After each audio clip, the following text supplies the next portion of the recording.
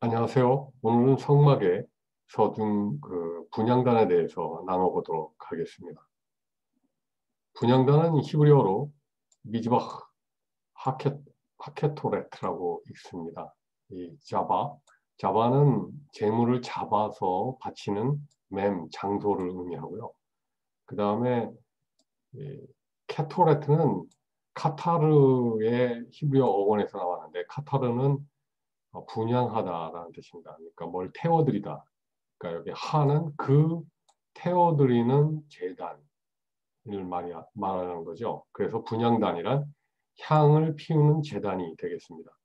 이 재단은 두 번째 재단이죠. 맨 첫 번째 재단은 번제단이고요. 요 앞에 이렇게 번제단이고, 그 다음에 두 번째 재단은 이 지성소 휘장 바로 앞에 있는 바로 요 분향단이 되겠습니다.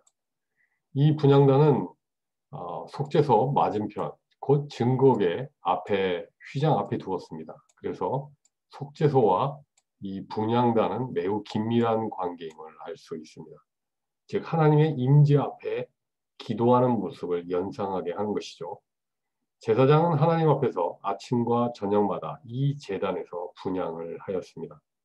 예배자들은 향의 연기가 하늘에 상달될 때 자신들의 기도도 함께 상달된다고 믿었습니다. 그리고 이 분향단은 제사에서 꼭 필요한 제단이죠.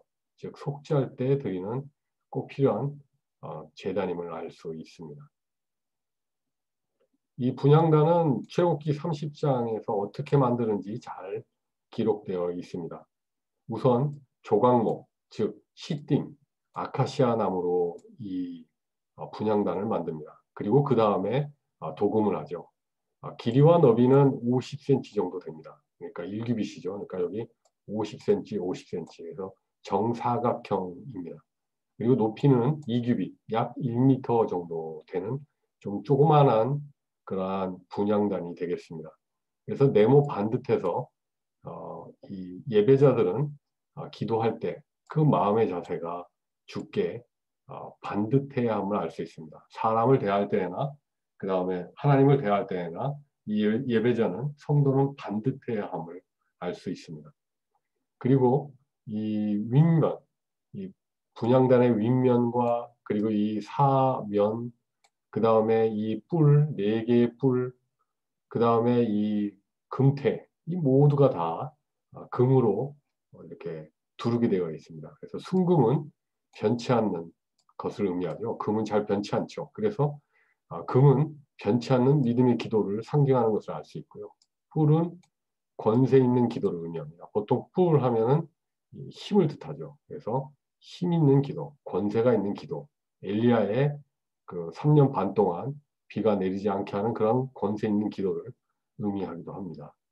그리고 이 금태는 금태 아래에 금고리 두 개를 만들게 되어 있습니다. 그래서 금태 아래 양편으로, 그래서 여기에 두 번 양편에 이게 들어있는데 히브리어로 하나는 이 갈비뼈처럼 표현되어 있고요. 또 하나는 히브리어로 바로 그 맞은편, 그러니까 그 바로 밑에 이렇게 만들라고 되어 있는데, 여하튼 두 개로 만들라고 되어 있습니다. 그래서 요거는 두 개의 고리를 만들었으니까 네 개의 고리니까 이건 틀리고요.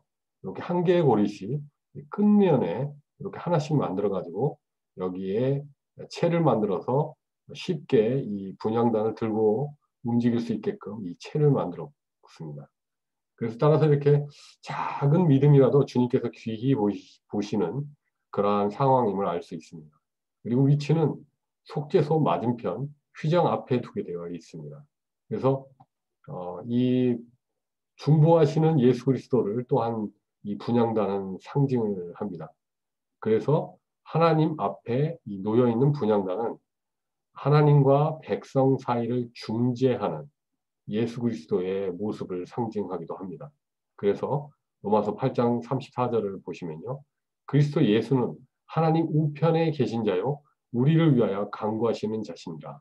그래서 요 앞에 이제 언약궤가 있죠. 이 언약궤는 하나님이 임재하시는 곳인데 그 우편에 예수 그리스도가 계시고 이 예수 그리스도께서는 바로 우리 백성들을 위해서, 우리 성도들을 위해서 중간에서 중재하시며 하나님께 이들의 구원을 강구하신다는 것을 알 수 있는 것입니다.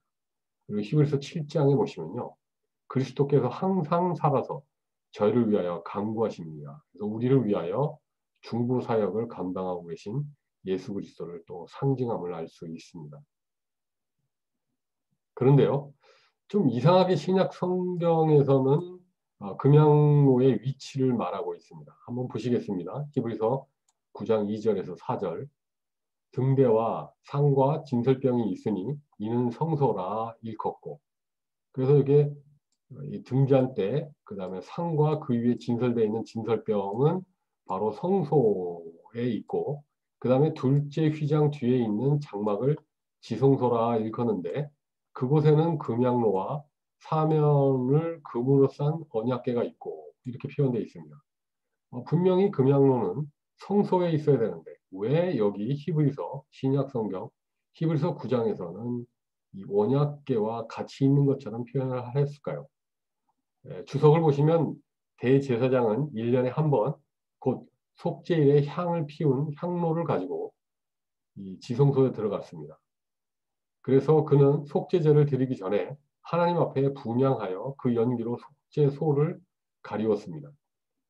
향의 연기는 하나님의 임재를 상징하는 언약궤와 속죄소를 가리워 범죄한 인간이 거룩한 하나님 앞에서 죽음을 면하도록 하였습니다.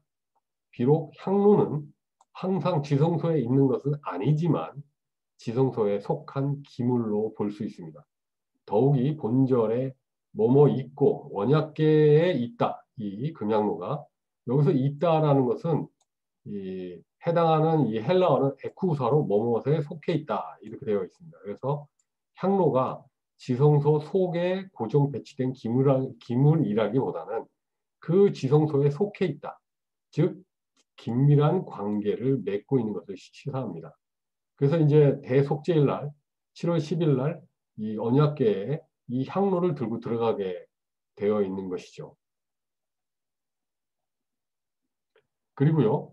이렇게 보시면요. 여기에 이제 성막에 입구가 있고 여기에 이제 번제단이 있고 물두멍이 있고 그리고 첫째 이제 커튼이 있습니다. 그 커튼 안을 들어가 보면 여기에 이제 성소가 있는 거죠. 이것이 홀리 플레이스입니다. 그리고 그 안에 또 하나의 베일이 있는데 이 베일 뒤에는 바로 이렇게 언약궤가 있는 것입니다. 그래서 이것을 지극히 거룩하다 해서 홀리 플레이스라고 해서요. most holy place. 그래서 지성소인 거죠.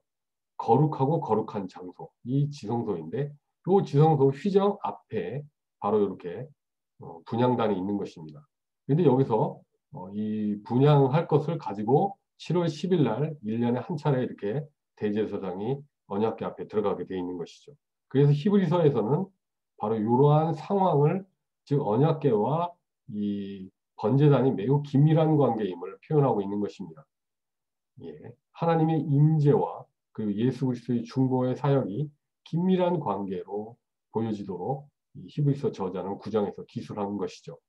그리고 요 베일은요, 이 휘장은 마가복음 15장에 보시면 예수 그리스도께서 숨을 거두시자 이에 성소 휘장이 여기서 성소 휘장이나 첫 번째 휘장이 아니고 둘째 휘장입니다.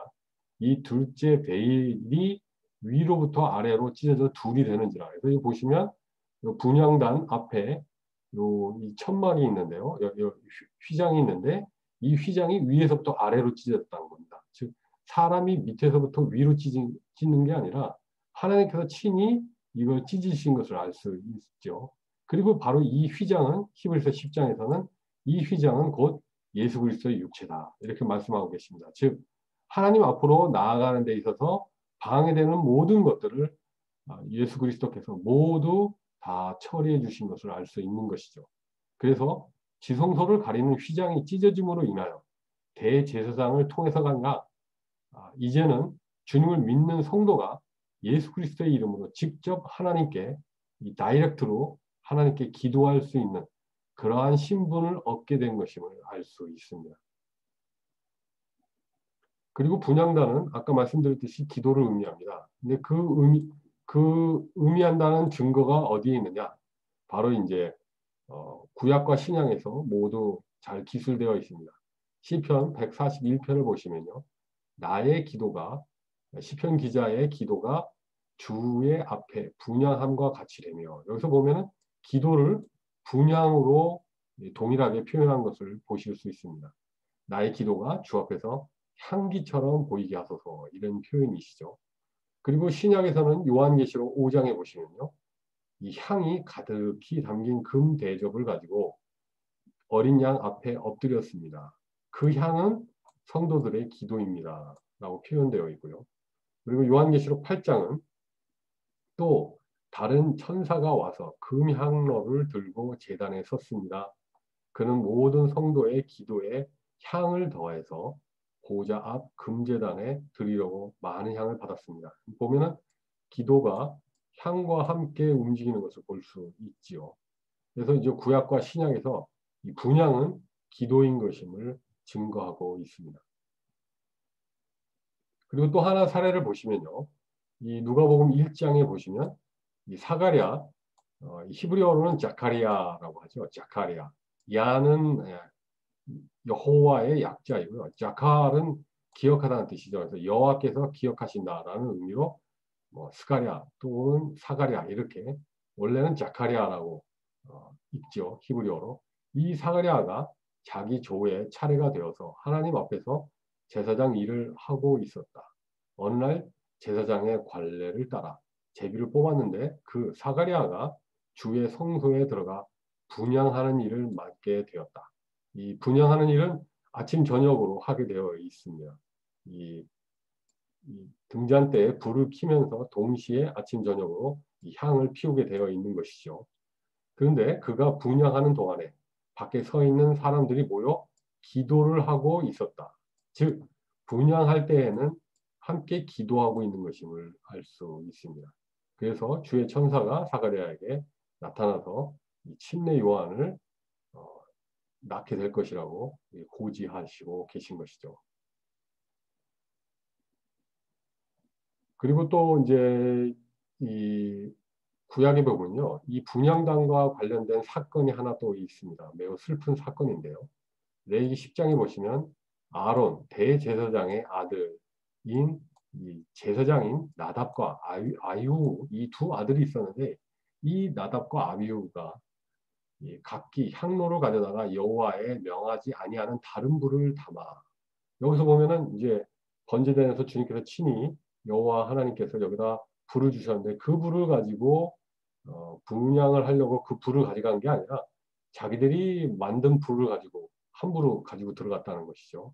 그래서 여호와 앞에 분향하려 하였더니 그 분향단에서 분향하려고 했더니 여호와 앞에서 나와 불이, 바로 이 불이 여호와 앞에서 나와 그를 삼킴에, 분향단에 있는 불이 나와서 이들을 삼킴에 그들이 여호와 앞에서 죽었다라는 기록이 있습니다.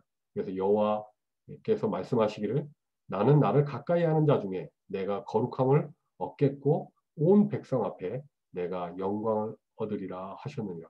즉 이 분향하는 태도, 즉 이 성소에 들어가서 분향하려는 이 제사장들의 태도는 분명히 거룩해야 함을 알 수 있고요.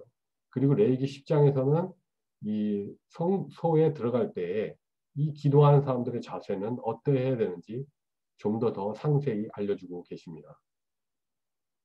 예, 레위기 10장에 보면요, 아마 이 나답과 아비후가 이 포도주와 독주에 취했던 것으로 예상이 됩니다. 그리고 영적 분별력이 없었고요. 그 다음에 말씀을 이 율법의 말씀을 하나님의 말씀을 잘 가르치지 못했던 사람으로 판단이 됩니다. 따라서 성소에 들어가 분향, 기도하기 전에 이 성도의 자세는 자기를 부인하고 주님을 따라야 함을 알려주고 계십니다. 레위기 10장을 보시면요, 회막에 들어갈 때에는 이 분향하려고 회막에 들어갈 때에는 포도주나 독주를 마시지 말아서 너희 사망을 면하라. 이는 영영한 규례이다. 그래서 신약에서 보시면 에베소서 5장에 보시면 술 취하지 마라. 이는 방탕한 것이니 오직 성령의 충만을 받아라. 그래서 성령 충만을 구해야 될 것임을 알 수 있습니다. 그리고 또 하나, 이 보면은 포도주와 독주를 마시지 않는다는 것은 이 중독되지 않는다는 거죠. 그러니까 세상이 주는 어떤 쾌락, 미디어, 즐거움, 기쁨, 세상이 주는 기쁨, 그리고 세상이 움직이는 그 패턴을 따라 사지 말고 너희 몸을 거룩한 산 제사로 드리라. 즉 자기 부인을 할 것을 말씀해 주고 계십니다. 그리고 레위기 10장 10절 거룩하고 속된 것, 부정하고 정한 것을 분별할 줄 알아야 된다. 이렇게 되어 있습니다. 그래서 로마서 12장 2절에 보면요. 너희는 이 세대를 본받지 말고 오직 마음을 새롭게 함으로 변화를 받아 하나님의 선하시고 기뻐하시고 온전한 뜻이 무엇인지 분별하도록 하라. 즉 하나님의 그 뜻을 늘 분별할 줄 아는 영적 분별력을 갖도록 하나님께 또 간구해야 함을 알 수 있습니다. 또 11절에 보시면요. 모든 규례를 이스라엘 자손에게 가르쳐라. 그래서 하나님의 말씀을 열심히 배우고 익혀서 또 암송해서 그것을 전할 줄 아는 사람이 되어야 된다는 것을 말씀해 주고 계십니다. 그리고 12, 13, 14절에는요. 소제물과 이 화목제물에 남은 것은 제사장들은 꼭 먹어야 한다라고 말씀하고 계십니다. 즉, 이 기도하는 자는 지극히 거룩하신 주님을 늘 믿고 의지하며 또 주님을 힘입어 살아가야 함을 알 수 있습니다. 그리고 분향단은 이 출애굽기 30장에 보시면요. 이 아침 저녁으로 이 향을 피워야 함을 알 수 있습니다. 그런데 이 아침 저녁으로 향을 피울 때 이 분향단 위에다가 향기로운 향을 피워야 할 때 그때 이 등 옆에 보면 요 7개의 등잔 불을 감검하고 그리고 이게 질서대로 잘 서 있는지를 보고 뭐 이런 것들을 감검할 때 그때 같이 분향단의 향을 피워야 되는 것임을 알 수 있습니다. 따라서 등불과 함께 향을 피워야 한다는 것은 주님과 성령 안에서 기도해야 함을 알 수 있습니다. 그리고 이제 출애굽기 30장 10절을 보시면요. 아론 대제사장이 1년 1차씩 즉 대속죄일 날 7월 10일 날 이 향단불을 위하여 속죄하되 속죄제의 피로 1년 1차씩 대대로 속죄할지니라. 이 단은 여호와께 지극히 거룩하니라. 이렇게 되어 있습니다. 그러니까 분향단은 지극히 거룩하다. 이렇게 되어 있습니다. 그래서 이 분향단은 예수 그리스도를 우리를 위해 중보하시는 예수 그리스도를 뜻하고 그분은 지극히 거룩한 분이심을 알 수 있는 것이죠. 그리고 이때에 우리를 피로 사신 주님의 이름으로 기도해야 함을 알 수 있습니다. 즉 대속죄일 날 드렸던 이 피를 분향단에다가 피를 바른다는 것은 즉 우리를 위해서 우리가 기도할 때 당신의 이름을 허락하셨기 때문에 우리는 주님의 이름으로 우리를 위해서 피를 흘리신 주님의 이름으로 기도해야 하는 것임을 알 수 있습니다. 그래서 요한복음 15장에 보시면요. 너희는 내 이름으로 아버지께 무엇을 구하든지 다 받게 하려 함이니라. 그래서 주님께서는 이제까지는 너희가 내 이름으로 구하지 아니하였으나 이제는 내 이름으로 아버지께 구할 것을 이렇게 허락해 주신 것입니다. 그리고 속죄제 중에 이 제사장과 회중이 잘못하면 그러면 이 분향단 뿔에 피를 바를 것을 알려주고 있습니다. 즉 속죄할 때 레위기 4장에 보시면 속죄할 때 이 죄 지은 사람의 신분에 따라서 피 뿌리는 장소와 제물이 다릅니다.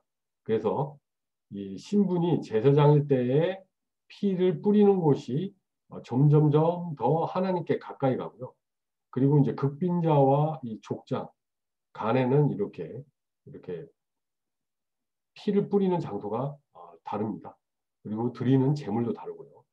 근데 여하튼 이 제사장과 회중은 이 휘장에서 피를 뿌리고요. 그러니까 이 제사장과 회중은 그 죄가 하나님 앞에 더 긴밀하게 깊이 이렇게 죄를 지은 것임을 알 수 있기 때문에 하나님과 최대한 가까이서 그 피를 뿌려야 함을 알 수 있는 것이죠.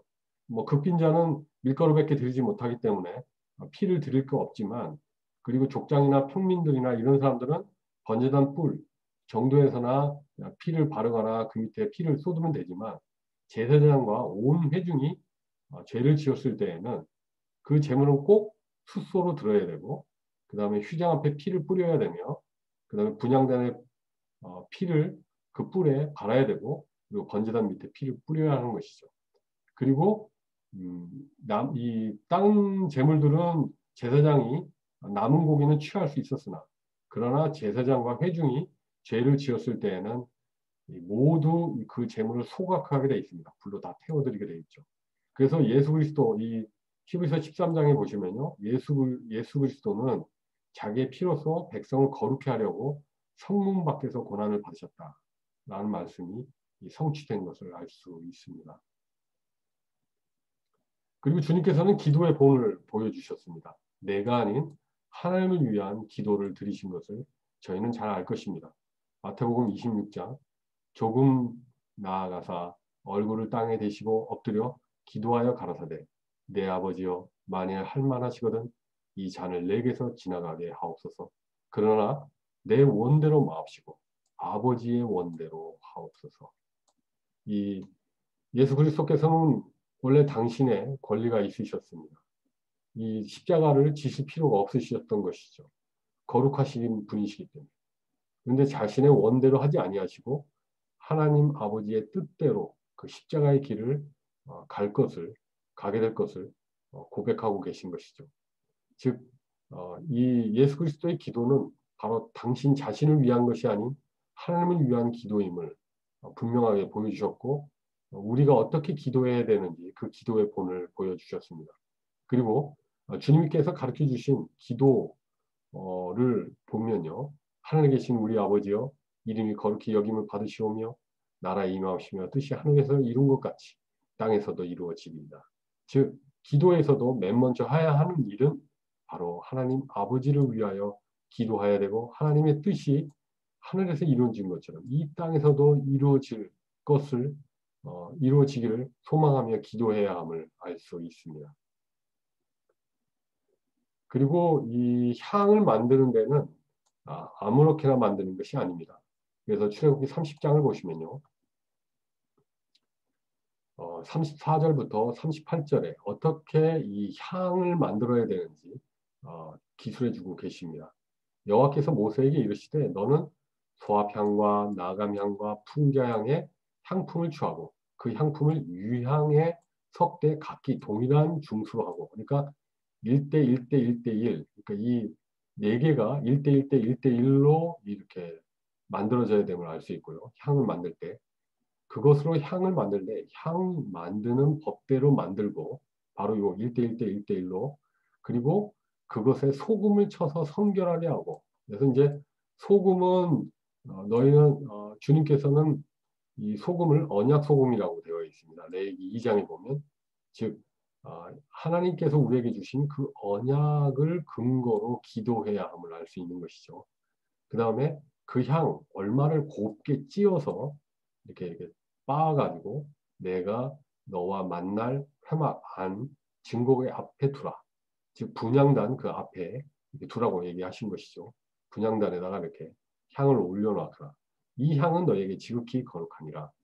내가 만든 향은 여호와를 위하여 거룩한 것이니 그 방법대로 너희를 위하여 만들지 말라. 즉 기도는 여호와를 위해서 기도하는 것이지 나의 정욕을 위해서 기도하지 말아야 됨을 알 수 있습니다. 무릇 맡으려고 이 냄새를 맡으려고 이 같은 것을 만드는 자는 그 백성 중에서 끊어지리라. 즉 자기 욕심을 위하여 기도하지 말아야 됨을 알 수 있습니다. 그리고 요 네 가지 향을 만들 때 원료로 쓰는 이 네 가지에 대해서 좀 더 나눠보도록 하겠습니다. 이 소합향은 나타프라고 히브리어로 되어 있는데요. 이 태양 열에 의해서 자발적으로 터져 나오는 그런 수액이 되겠습니다. 그래, 이것도 이제 나무의 하나의 수액이죠.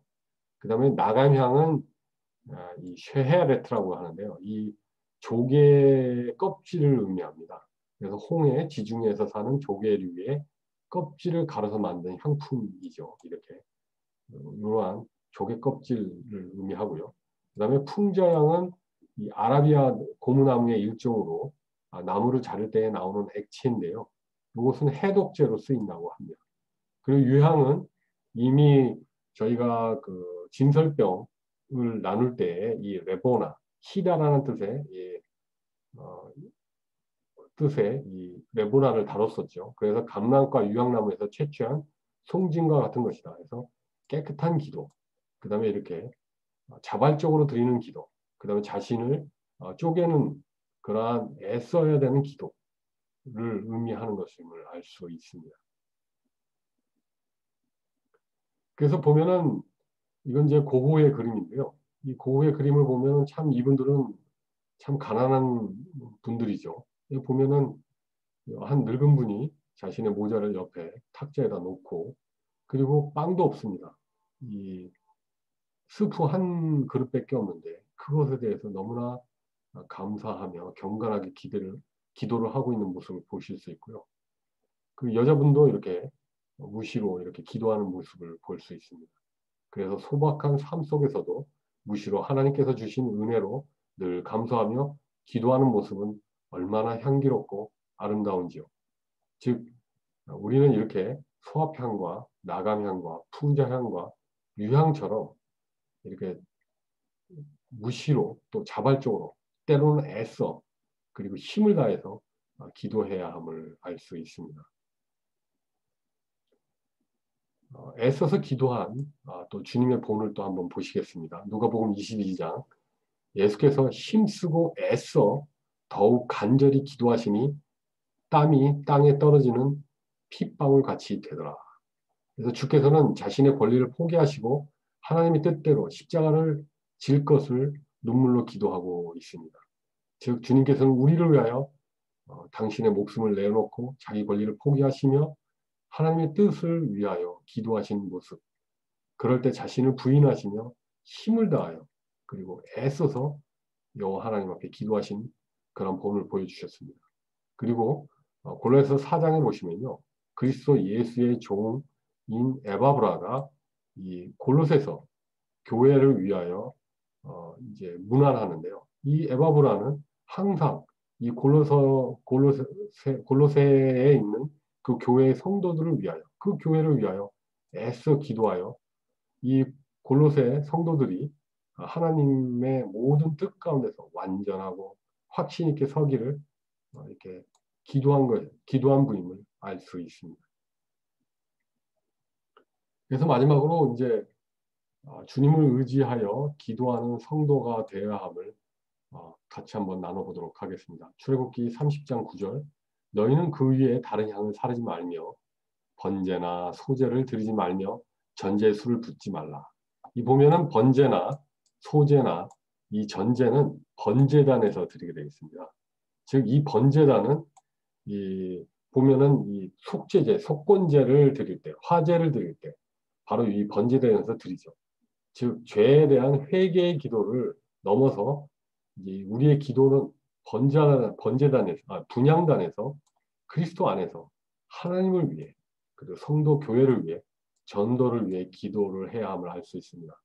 매일 기도할 때 회개의 기도에서 멈추지 말고 우리가 분향단까지 나아가 하나님을 위하여 성도 교회를 위하여 또 전도를 위하여 기도해야 함을 알 수 있습니다.